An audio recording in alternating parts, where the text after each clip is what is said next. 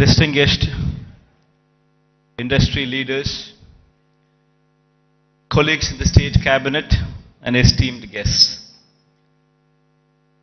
I think koncham Telugu, koncham English, I think I'll go together. Because, target audience is just not some of the people present here. But I'd like to take this message all across the state of Andhra Pradesh. So a little bit of a mix and balance between English and Telugu would be the pitch that I would be taking. I'm happy to welcome you all to the Vision Visakha program. In fact, today all of us are gathered here to discuss about what Visakhapatnam means to all. Why does the state need Visakhapatnam? It's indeed a fact. Post-bifurcation, the successor state, that is the current state of Andhra Pradesh, is rendered a more an agrarian one. In fact, if one were to compare the figures of what the average contribution of primary sector into GSDP were to be at the national level when compared to the agriculture sector, we would come across a figure of 17 to 18% at the national level. Whereas when it comes to our state, we're talking about a figure of 35%. On one side, it is a projection that we are an agrarian state, but on the other side, it poses a challenge that no state can survive with these numbers until and unless the secondary and the tertiary sectors grow. And the contribution of the primary sector, that the agriculture sector, comes down. That means the growth should take place in such a way that the secondary sector and the tertiary sector continues to grow in a much faster pace than the agriculture sector.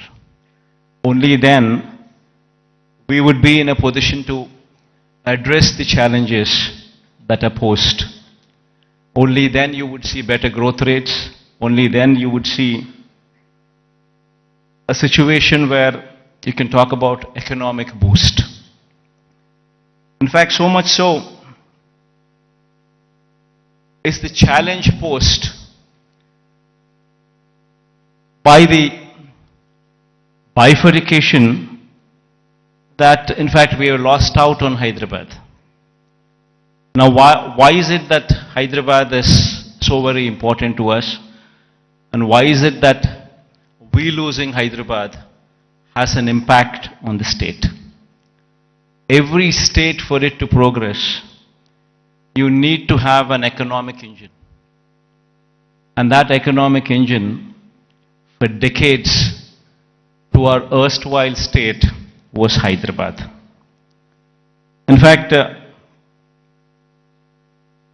give a perspective, the central government those days used the public sector as the main vehicle to stimulate economic growth. In fact, if we were to see the institutions such as IDPL, NMDC, NFC, IICT, and so forth, they were all set up in Hyderabad. Because of the fact that public sector undertakings, these huge investments, came up in Hyderabad, Hyderabad as an area grew beyond any other place in the state. That is the reason why, but once these kind of institutions come up, then automatically it leads to a transformation. Leads better salaried employees coming out of that location, coming out of that place, which in turn leads to a cyclic effect where better institutions would come up, overall economic growth takes place, and then the city starts moving and growing. Unfortunately for us, it so happened that 90% of the entire PSUs, which to the erstwhile state of Andhra Pradesh, have all come up only in Hyderabad. And because of that, Hyderabad grew at a much faster pace than any other place in the state. In fact, so much so that the services sector in Telangana, for instance, is now currently positioned at a 62.87%, the tertiary sector, whereas the national average is 55%. And in the same, the tertiary state of Andhra Pradesh, we stand at mere 40%. So the agriculture sector, what should be at 17% as a national average, we are at 35%.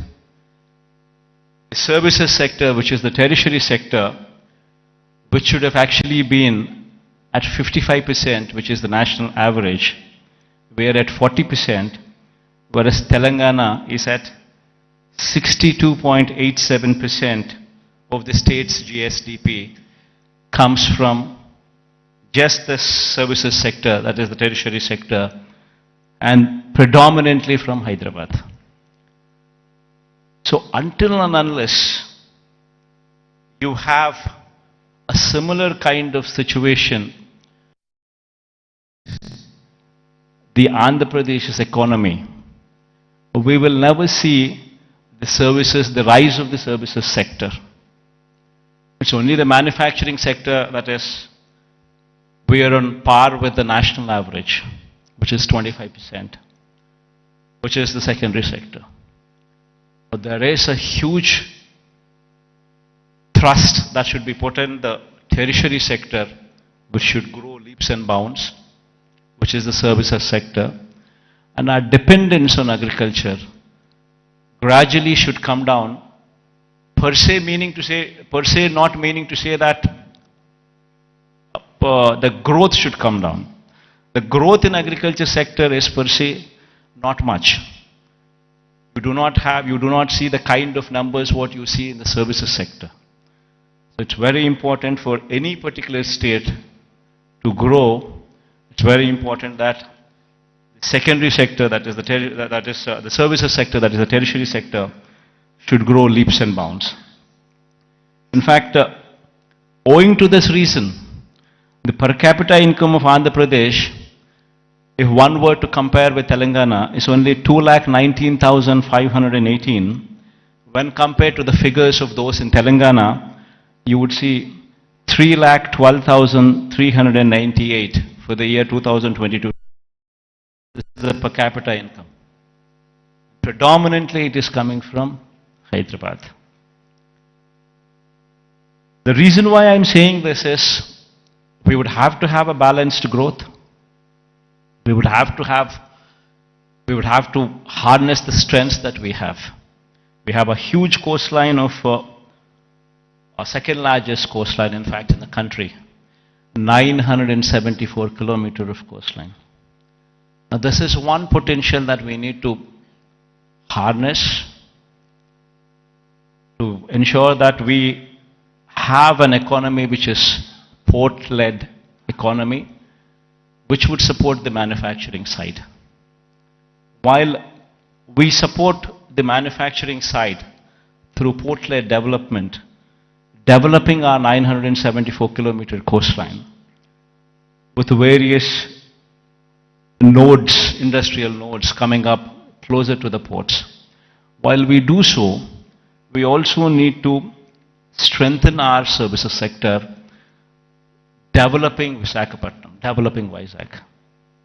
It's got to be a mix of both. Only then we would see this kind of growth rate. In fact, to do so, we have, in fact, the state of Andhra Pradesh, before 2019, that is before our regime had come in, the state of Andhra Pradesh exports in 4 locations. Now in this 5 years of regime, we're actually in a very advanced stage of constructing 4 more ports. In fact, at a rapid pace, the construction of the ports is going on. In fact, 16,000 and odd crores of investment is going in. We've already incurred more than close to 4,000 crores of this investment. And Visakhapatnam is one particular port where, in fact, my people are saying that going forward next month, you would actually see a ship coming into the port. So much so, in progress, one can also see if one were to visit these ports, be it Ramayapatnam port, which is going at a massive pace, be it the Machilipatnam port, which is also progressing at a very, very brisk pace. So is the progress in Kakinada also. It's a private port though, Kakinada being. And then the Mulapeta port coming up in Srikakulam is also moving at a very, very brisk pace. So 3 of them are coming up in government sector, 1 of them is coming up in the private sector, all 4 are moving in a very, very brisk pace. So what we're currently doing is developing what we had 6 ports earlier in 4 locations, we're developing. And then we're building 10 fishing harbors to support blue economy. We now currently have every 50 kilometers one travels through the coast. Every 50 kilometers you would either see a fishing harbor which is being constructed or a port which is in existence or one being constructed. So every 50 kilometers per se you actually have a booster for the economy currently in the state available. We're also building 6 fish landing centers as well. And then there is a lot of focus on greenfield electronics manufacturing cluster, development of nodes which is taking place. This greenfield electronics manufacturing cluster is coming up at Koparthi and YSR district, and industrial parks in Achutapuram, Orvakallu and Krishnapatnam. These are all several steps to ensure the development is more balanced across the state. In fact, as I've said, as I've been speaking, such is the proactive nature of the government and such is the conducive business-friendly environment prevalent in the state that consistently for the past 3 years, in the category of ease of doing business, the state is rated number 1.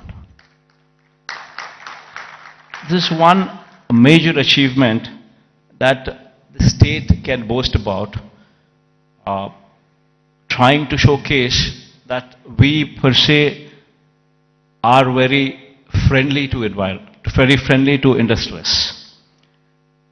Now, having said that, it has attracted almost 13 lakh crores in the Global Investors Summit, which we concluded last year. 352 MOUs were signed, an employment potential of close to 6 lakhs. And at a brisk pace, these MOUs are being translated into reality. In fact, out of 352 MOUs that we have actually signed, in fact, 39% of these MOUs have actually translated into actual commissioning of the plants. So at a brisk pace, these things are happening, and we have also, the economy per se, if one were to look at it, just doesn't come with only the elite or the aloof or the big manufacturing sector alone coming up. It's got to be a mix of everything. In fact, so much so that I would say that the state government has implemented in these 5 years several welfare programs orienting them towards sustainable self-employment. In fact, every scheme of the state government, if one were to notice the schemes, especially the welfare schemes, one would be surprised to see what kind of a transformational bearing these schemes have. To begin with, everything is DBT, direct benefit transfer, where there's no middleman in between, where everything is transparent and there's no corruption there. Now, having said that, every scheme is hand-holding women. So much so that every scheme is translating. Say, for instance, I speak about Cheyuta as one particular scheme. The scheme actually narrates hand-holding women, same particular woman, consistently for 4 years. Every year giving 18,750 rupees for the same woman. So in 4 years' time, you actually handhold the same woman, giving every year 18,750 to the same women. While we are doing that, we ensured that there is a bank tie-up also coming into picture. We've also ensured that big companies, starting from Amul to ITC, to Reliance, to Procter & Gamble, to such kind of big companies also partnering with these women in sharing opportunities, in showing them livelihood opportunities. So it's a mix of the same women so that these women stand on their feet. Likewise, if one were to see every scheme that the state government has been undertaking in these 5 years, every scheme is a combination of livelihood opportunities, either provided to strengthen the current existing livelihood opportunities or to create new ones. In fact, if one were to actually look at how the employment cycle goes, most of the employment cycle doesn't come from government employment. Government employment per se, before we had come in, probably we had 4 lakh jobs in government sector. And probably government being very proactive in actually providing for jobs could actually create another 2 lakh jobs, which is actually very high. Before we had come in, we had 4 lakhs for decades. And after we had come in, we actually created 50% more jobs in government sector. But that is where it can end. It cannot go beyond that. You're talking about 4 lakhs being to 6 lakhs. Then per se, the big industrialists also, when we were to speak of, if we were to speak of, if one were to see the translation of opportunities of jobs actually created per se for investment that is actually put in, would probably translate to probably 1 crore of investment translating into one particular job. Not much. Maybe adding to another 2 or 3 lakhs, not beyond that. The major contribution comes from 3 other sectors. One is agriculture, which actually constitutes 62% of the workforce. Now what we have done is support agriculture, where in fact the best part in agriculture is, the challenging part in agriculture is, even though the fact still remains that 62% of the population depend on agriculture, the fact is 50% of the land holding is less than 1.25 acres, that is half hectare. If one were to translate this land holding into, for calculation's sake, as to up to 1 hectare, if one were to take into consideration, then you're talking about 70% of the land holding is within 1 hectare. We have very small and marginal farmers, and if these small and marginal do not make money, the economy is shattered.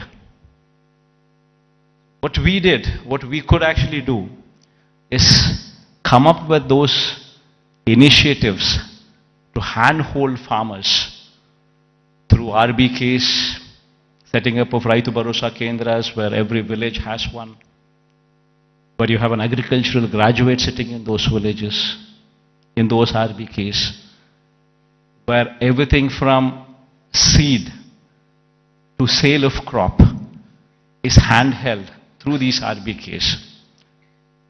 And with such kind of micromanagement, also incentivizing farmers with production incentives as well, that farming sector could survive. This is one major sector which actually comes to give you a support for the employment. Then the other major sector, which is another sector which actually supports, is MSME.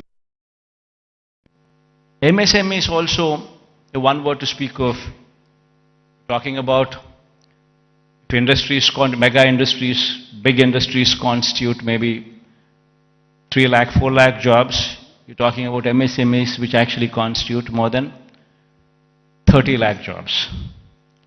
There per se, the employability rate is more.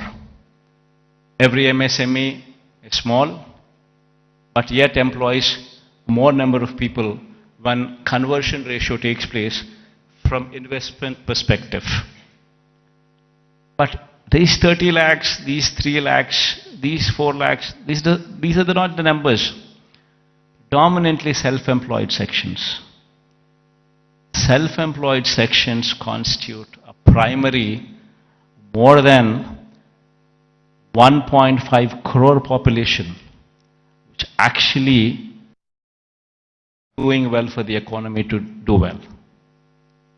And through various schemes, various platforms, we've ensured that these self-employed sections are handheld, given support through various schemes. You know, before, I'll give you an example. Before we had come in, we were talking about self-help groups, which actually constitute more than 1 crore of women. Before we had come in, these self-help groups had an NPA and outstanding loans to the extent of 18%. Today, the same self-help groups, the outstanding loans and the NPAs, if one were to look at in this sector now, it is just 0.3%. And 1 crore of women livelihoods are dependent on that. Same word, if one were to see the same thing, every scheme like Vahana Mitra, which talks about self-employed sections who actually are driving the cabs, or actually driving the autos. If economy there fails, the entire state fails. We're talking about barbers. We're talking about so many sections running into lakhs, and together running into crores, which actually have been supported so as to render phenomenal growth rate. In fact, when we had come in 2018-19, our state was figuring probably the least among the states in growth rate, in GSDP growth rates. The last year numbers, if one were to say, we are figuring in top 5 states in the country. If GSDP growth rate were to be figured in. Similarly, every initiative that we've taken in supporting every sector, the MSMEs, for instance, our state can boast about that we had ensured that timely MSME incentives were given, even during the times of COVID. That actually protected the MSME sector, so much so that today, the kind of growth that we have seen in MSE sectors was so unprecedented in the state of Andhra Pradesh. In fact, the reasons have resulted in the state's manufacturing GVA, when viewed as a percentage of India's manufacturing GVA, increasing to 4% during 2019 to 24 from the corresponding figure of 2.9% during 2014 to 19. That was the previous regime. That is the kind of GVA contribution. State's manufacturing GVA to a percentage of India's manufacturing GVA, if one were to compare. We're actually contributing 4% now versus in the previous regime, contributing to only 2.9% in those days. As I've said, the state's services sector contributes to only 40% of the state's GVA when compared to the national average of 55% and when compared to Telangana's state's average of 63%. Now, this is a position that was occasioned by the state's bifurcation that has deprived Andhra Pradesh of Hyderabad city and the economic benefits associated with it. Now, how do we bring about a change that would actually help boost the state's economy? Now, what do we do about Vizag? Now, how do we boost Vizag's growth story so that ultimately we come across a situation where at least 10 years down the line, starting today, at least we compete with Hyderabad or we compete with Bangalore or we compete with Chennai. So what exactly does Vision Vizag, Vision Visakha mean? So until and unless we think in those terms, until and unless we have passion for this particular place, for this particular city, this vision can never be visualized, can never be obtained, can never be realized. A lot of people, in fact, when I speak of these words, when I say the first thing what anybody should be doing is to come and stay here as a chief minister. If I were to say this, unfortunately we have an opposition in the state. We all and also a negative media with vested interests who support the opposition. I think many of you also are aware of it, that they make such a hue and cry that in fact that we shifting over to Vizag, they try to make an issue out of it, saying that somebody is coming to Vizag because they want to grab the lands here. They want to do that, they want to do that. And these kind of stories shamelessly are written, shamelessly are projected.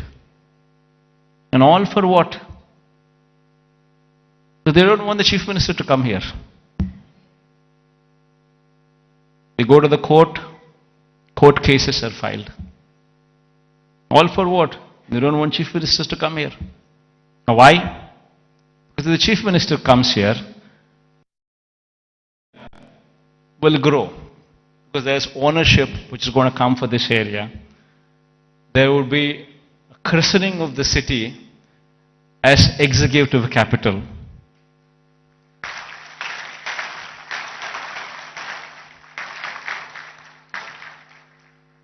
So they don't want the chief minister to come here because they have vested interests elsewhere. They bought land before the capital could be announced elsewhere. Thousands of acres in private hands, Benami lands. And they're all scared. The moment this becomes the executive capital, the land rates there would further plunge. And because of this Western interest, today, Vizag has taken the beating. So going forward, I'm here to assure everybody here that there would be changes. Because this is inevitable. If one were to compete with Hyderabad, compete with Chennai, compete with Bangalore, it's very important that Vizag becomes the economic growth engine.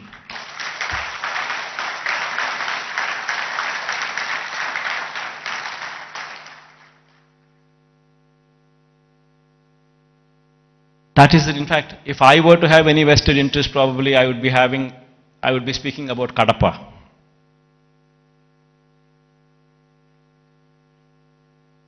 See, for me, the state is ours, to everyone here. And one in my place should think in terms of what is good for the next generation. How would we want our children to be positioned? How are the state's revenues going to be?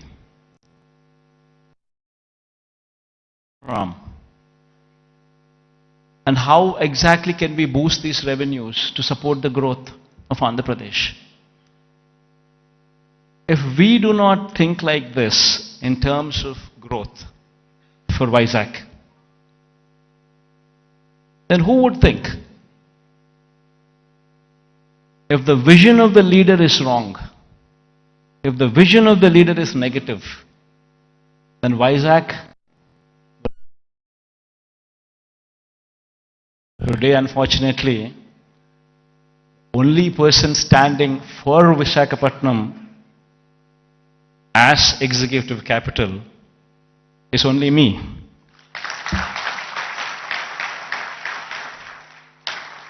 Unfortunately, this is the reality. Fighting against the entire opposition,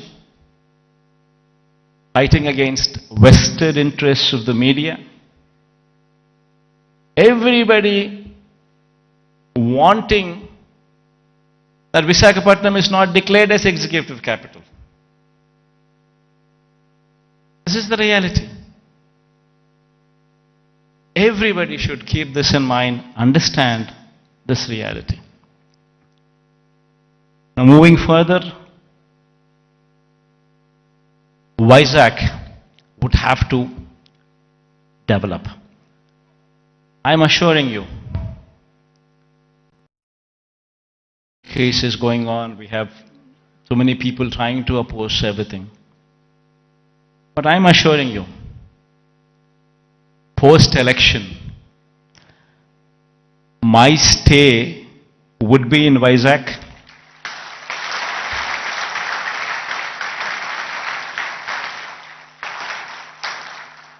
In fact, my swearing-in ceremony also would be in Vizag.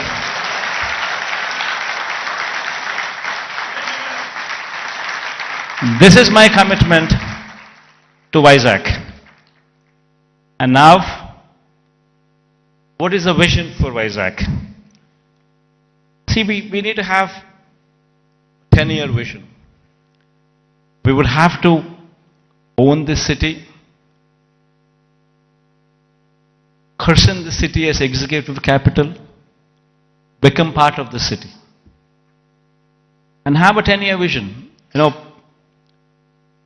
we need to have a roadmap which is workable, which is doable. It cannot be a roadmap where we just dream big but yet achieve nothing, because it is impractical. Not so. We need to have a practical solution. We need to have a practical approach. and we need to have a vision which is realizable in 10 years' time. Of course, this vision is one vision which cannot be alone done by the state government. It would have to be the state government, it would have to be the central government, it would have to be a PPP model, it would have to be encouraging private people also to become part of the vision. All these people become part of this vision, only then we can realize Vizag is the next competitor in a decade's time to Hyderabad, Bangalore or Chennai. In fact, why I was opposed to the idea of having Amaravati as a capital. There is nothing against it. In fact, I am one person who advocates the view that Amaravati should also have a legislative capital. In fact, I am also one person who advocates the view that Kurnool should also have a judicial capital. Nothing against it. But then, the fact of the matter is, Amaravati is on a virgin land. 50,000 acres of barren land. Nothing there.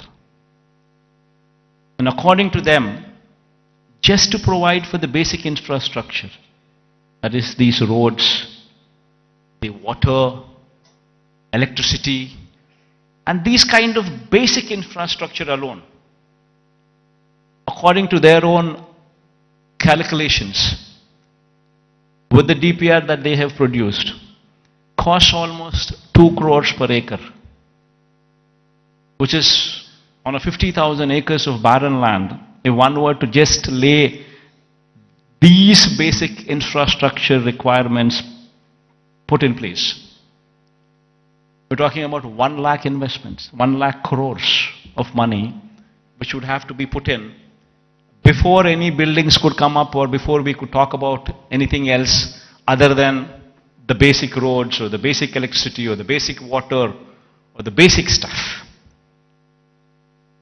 Now per se, does anybody have 1 lakh crores to be pumped in? And if this 1 lakh crores were to be pumped in today, it's going to cost 1 lakh crores. But if this 1 lakh crores would be pumped in maybe in 20 years' time, presuming 5,000 crores of outlay every year, approximately, what one could actually probably afford. Because there's nothing there. Then you're talking about 20 years. Then in 20 years' time, 1 lakh crore probably would become 7, 8 lakhs or 10 lakh crores. The expenditure what you thought about as 1 lakh crores today, in 20 years would actually be 10 lakhs, 15 lakhs. Probably the net present value calculations of probably 1 lakh crores 20 years down the line would probably be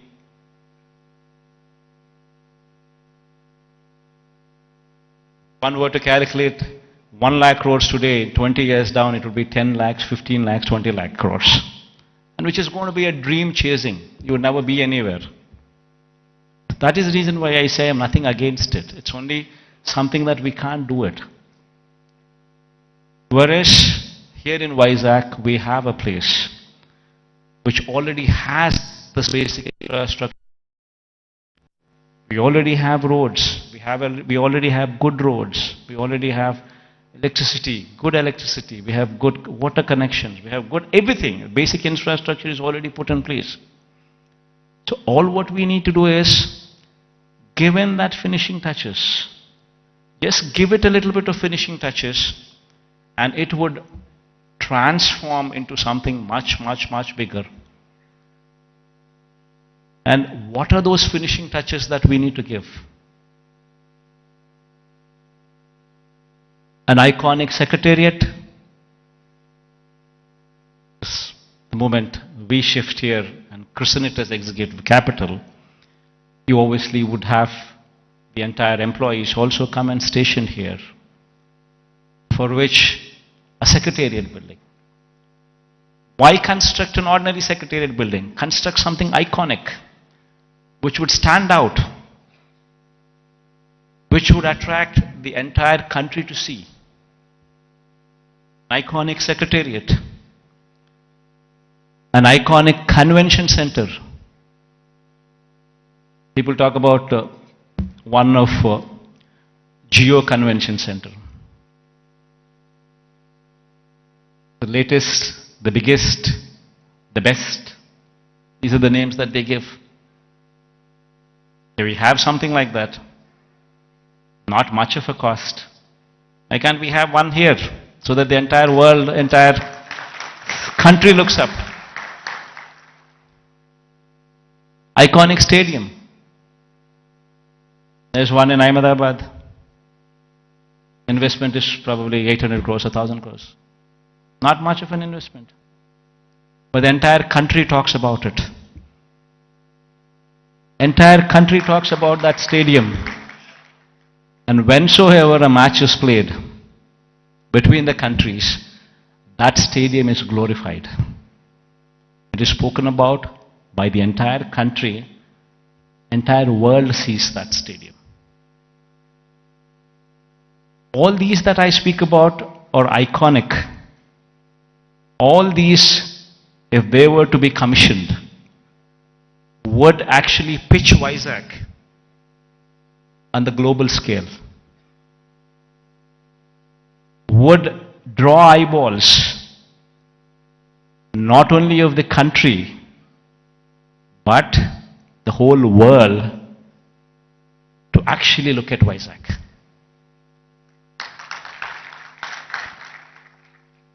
What we have envisioned for Vizag, iconic secretariat, iconic convention center, iconic stadium, Institute of Emerging Technologies. One beautiful institute wherein the talent for any emerging technologies is tutored here. If our students could be given that kind of skills, tutored here, this would be positioned as something else. We have the Bhogapuram International Airport coming up. At a very brisk pace, the work is happening. And within the next 15 months or 18 months, this project would actually see the light of the day. It's moving at a very brisk pace. Then connectivity to the Bhogapuram International Airport. A 6-lane beach corridor road with beautiful green lawns on either side of the roads. 6-lane road to Bhogapuram International Airport. They're talking about a metro rail. Our Vizag is probably the only metro, I guess, which does not have a metro rail. So getting funds for metro rail per se, I don't think it's that difficult. Because it might cost another 40, but 60% of the funding comes in PPP model by the developer. Another 40% is to be shared by central and the state government. Central shares 20%, state shares 20% of the 14,000 crore investment. Of course, we are pushing for the entire 40% to be borne by the central government. That's a different story.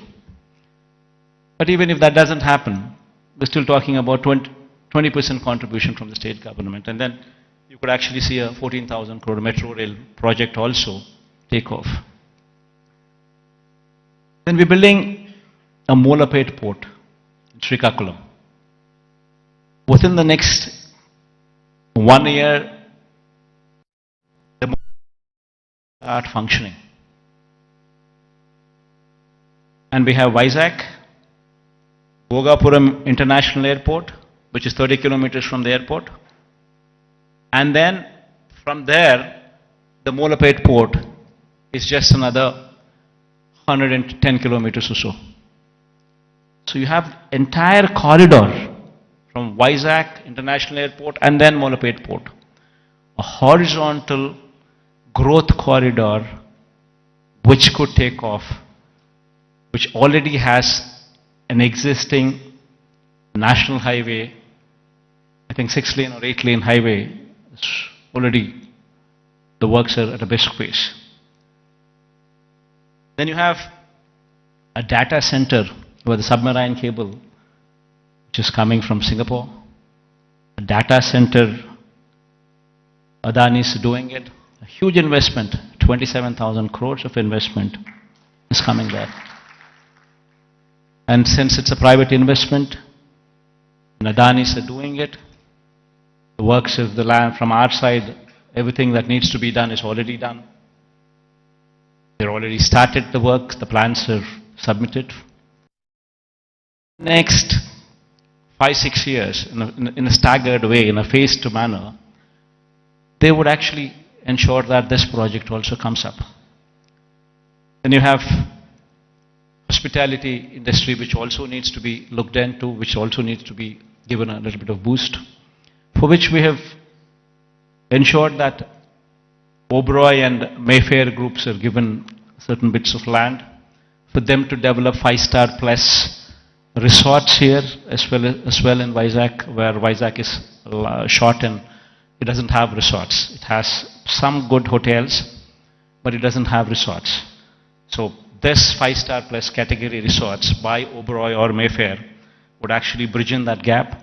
The land has already been given to these private people and they're already on the verge of starting the construction, and within the next 2 years or so you would actually start them, you would actually see them commissioned.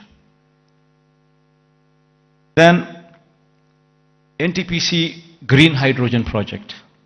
This is also around about 30,000 crore investment of NTPC. This project, fortunately yesterday Prime Minister virtually laid the foundation stone. So this is also going to be a reality. So all these that I just spoke about, they are not things that cannot be achieved. All these things can be realizable. Within the next 10 years, in a staggered manner, we would see all these things coming up. Because all these things that I spoke about are not big. Something which is unimaginable. No, not so. All these things are realizable because they're not something, they do not pose those numbers which would actually say they are not realizable. And there is of course one aspiration what I'm trying to negotiate with the Prime Minister also. This thing goes well, we would have this as well. A high-speed rail corridor from Hyderabad passing through Vijayawada, and then Vijayawada to Bangalore passing through Kurnool and Kadapa. But this is an aspiration. If it happens, it happens. Even if it doesn't happen, 10 years is a big enough span for us to pursue that it happens. Even though this is an aspiration currently with us, the rest of the stuff that I spoke about are all realizable. So with all these things coming up in Vizag, and the Chief Minister coming and stationed in Vizag, it would attract a lot of people to come and settle down in Vizag as well. And Vizag in 10 years' time, with all these iconic buildings taking shape, would actually compete with the best in the world, with the best in India, definitely for sure. In fact, my people have gone ahead and given a presentation to this effect. We can all watch, myself included. I'll also be sitting with you on the other side. Let's cheer the officials also for actually putting in this kind of energy and effort. Because it takes a lot of passion to actually be involved. What needs to be done for Vizag, how do we do it? And it takes a lot of passion. And, in fact, when I was asked to come here, I said, fine. Because looking at their passion, I wanted to encourage them as well.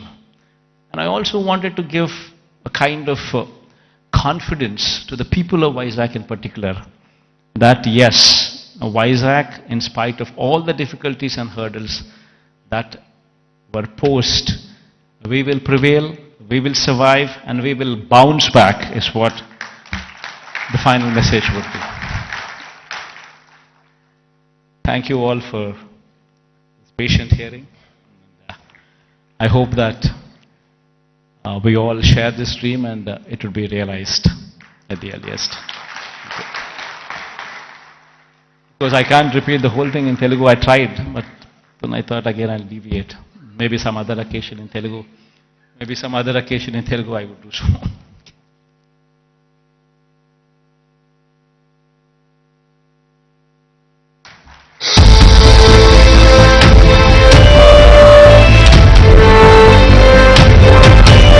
Thank you very much to the Honorable Chief Minister for that really confidence-inducing talk about his vision for Visakhapatnam and thereby the development of Andhra Pradesh. Truly, truly confidence-inducing. Very, very inspiring. Thank you very much, sir, for the confidence-inducing talk on your vision for Andhra Pradesh. And thank you for joining the audience. It's a privilege for all of us that you will be watching the AV with them.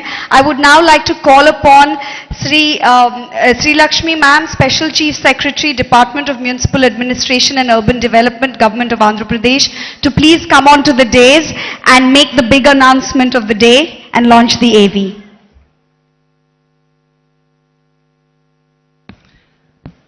I thank the Honorable CM for his brilliant address on his vision for the development of Andhra Pradesh and Visakhapatnam.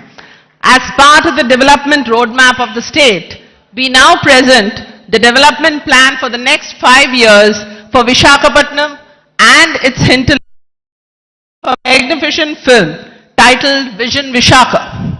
The film encapsulates the plans for the development of Visakhapatnam by the government by partnering with the private sector, by facilitating the private sector to grow, and also by taking up various schemes by the government.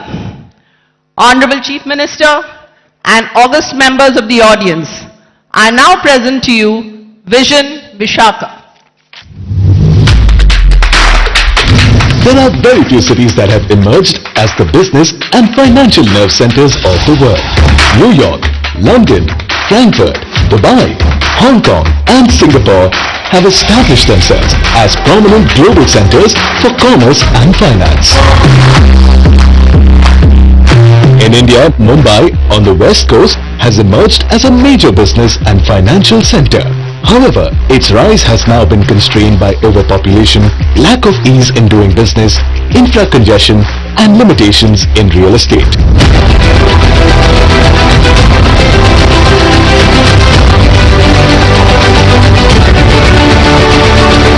Located on the east coast of Andhra Pradesh, Visakhapatnam now holds the potential to compete with some of the best cities in the world in development, innovation and natural scenic wonders.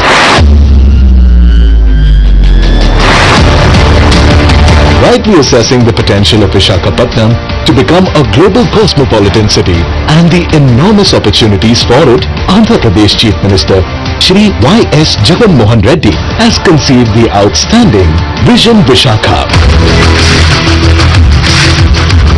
Vision Visakha aims to support Visakhapatnam as a home for high-class infrastructure, commercial activity, positive environment, sustainability and natural scenic beauty to go on to become a leading financial, fintech and artificial intelligence hub in the country and in the world. Spanning the next 5 years, this magnificent plan for Visakha has been chalked out with an approximate budget of 1,05,000 crores. The vision recognizes that the future of Visakhapatnam is predominantly linked to major sectors such as industry, port, trade, tourism, health, knowledge, circular and resilient economy, and an aerotropolis. Infrastructure will be developed in 5 categories: connectivity, industrial landscape, urban planning and city infrastructure, livability and social infrastructure, sustainability and climate resilience. The allocated percentages for these have been clearly mentioned in the vision.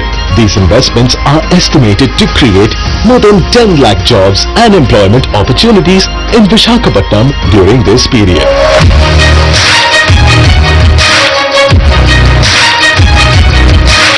Connectivity infrastructure projects in relation to national highways include 12 flyovers, 6-lane beach, 6-lane road from Sambhavaram to Sheelanagar, and road construction projects from Sheelanagar to Visakhapatnam port. A total of 8,980 crores have been proposed for the same. With respect to the road network, a total of 12 projects including new roads, widening of roads, footpaths, facilities at junctions, pedestrian requirements, alternative route to Simhachalam, rail overbridge, bus shelters and more have been proposed with an investment of 1,906 crores.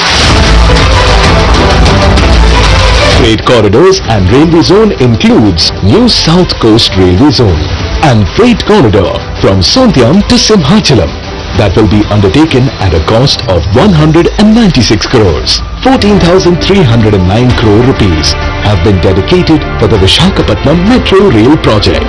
To secure a solid connection between Visakhapatnam and the world, Shri Y.S. Jagan Reddy for Bhogapuram Airport with a budget of 4,727 crores. A total of 33,080 crores have been allocated for over 30 projects in Vizag region, including 20,225 crores for the establishment of NTPC Hydrogen Park.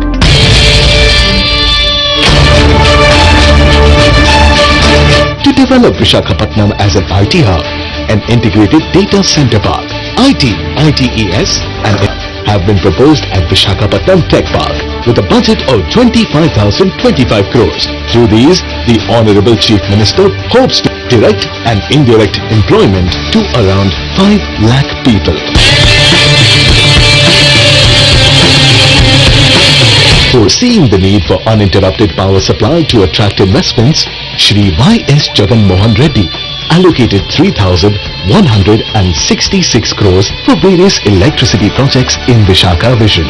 In relation to urban planning and infrastructure of the city, investments of 975 crores are dedicated for fresh water supply projects.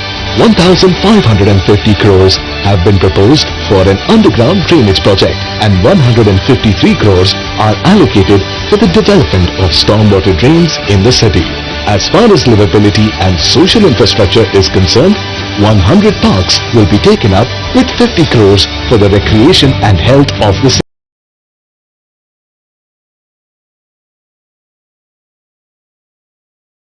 citizens.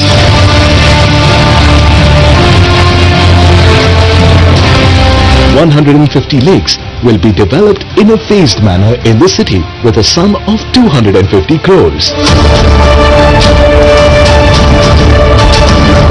Regarding sports facilities, 7 stadiums will be developed with a budget of 169 crores. Along with demonstrating his commitment towards encouraging sports through the one-of-a-kind statewide Adudam Andhra program, Shri Y.S. Jagan Reddy has proposed an international cricket stadium with a whopping budget of 300 crores in this Vishakha vision in order to place Visakhapatnam on the sports map of the world. DMRDA projects include a natural history park, museum and research institute with 108 crores, a convention center with 220 crores, an urban entertainment zone with 40 crores and Siripuram multi-level car park with 87 crores.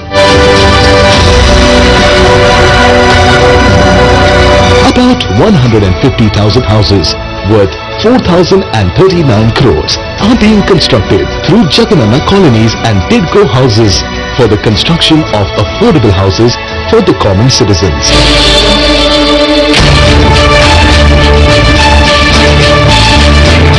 Visakhapatnam has unlimited opportunities in the tourism sector. With more than 30 beaches to attract tourists, there is no area better than Visakhapatnam for tourist development. Visakhapatnam owns tourist attractions that are proposed to be developed with around 1,500 crores. Apart from that, major star hotels like Oberoi, Mayfair will also be facilitated to attract global tourists to the city.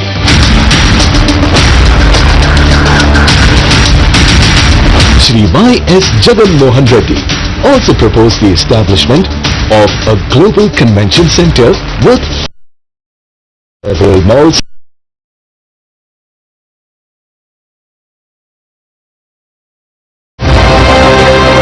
under the infrastructure for Eco Vizag, Clean Energy. 178.22 crores have been proposed for the development of Nagar Vanalu, Mudassarlova and Meghavigadda floating solar plants, 2 and 3-wheeler electric transport projects.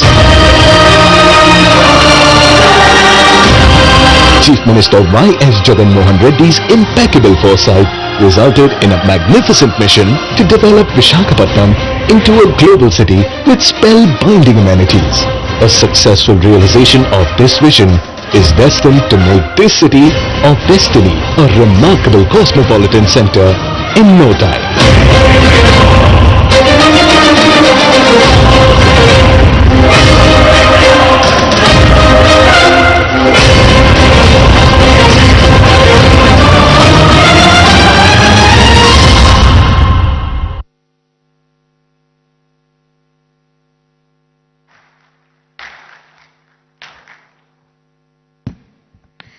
That was a comprehensive roadmap presented to you, taking into consideration connectivity, livability, social infrastructure, urban planning, industrial growth, sustainability and climate resilience. The Honorable Chief Minister of Andhra Pradesh, Shri Y.S. Jagan Reddy Garu, is well on his way to achieving Vision Visakha and many other such projects for other cities of the state as well. He has already unveiled projects worth more than 1,500 crores, as you saw in the audiovisual presentation. To serve as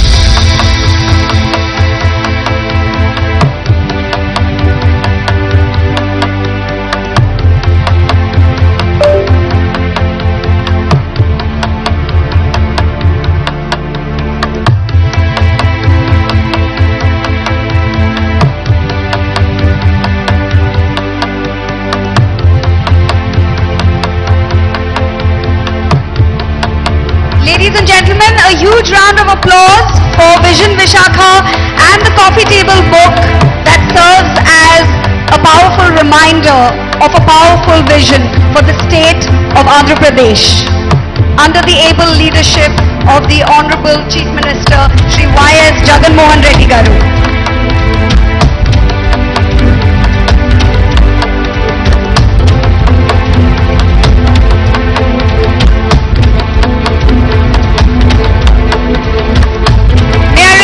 Audience to give us a huge round of applause for this ambitious vision, Visakha.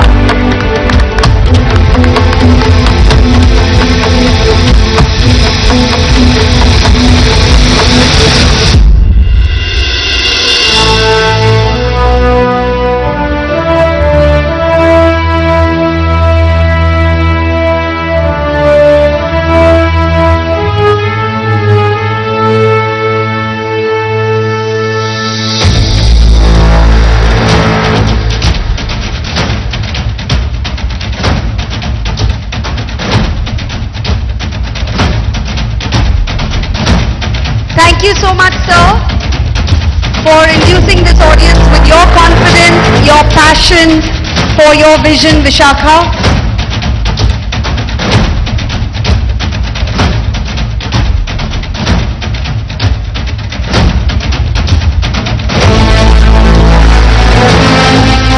That's going to be the iconic secretariat.